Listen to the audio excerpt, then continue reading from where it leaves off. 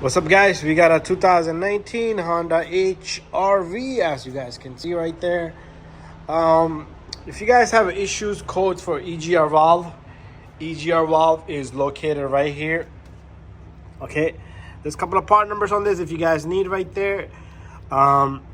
This valve usually will get dirty, and over time the solenoid itself will stop to work after a certain amount of years.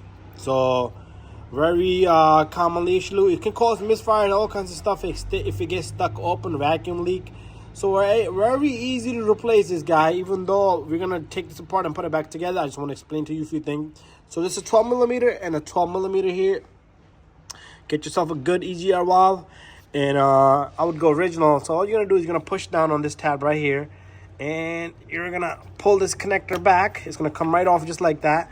Now we need to get tool extension with a 12 millimeter and a 12 millimeter, and this EGR will come out. Okay, I'm gonna put my gloves on, and I got myself a 12 millimeter. I'm gonna show you guys that, and what we're gonna do here is 12 millimeter right here, socket, 3/8 drive with the extension and a ratchet, and you're gonna turn this counterclockwise. So if your EGR valve is looking really corroded, you might want to throw some WD-40 on these bolts. So once it's loose, we're gonna take one off.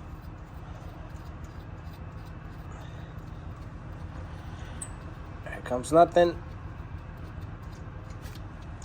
And then this side, don't drop the bolt, because if you drop it, it's gonna be very hard for you to find out. There's no pressure, there's no nothing.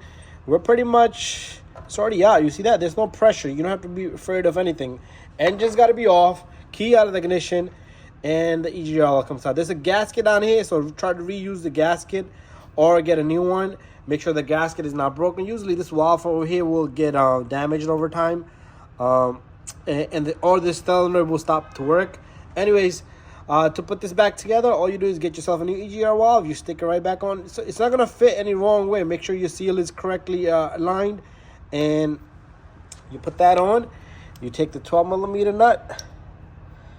You catch the threads, and you get the other side, do the same thing.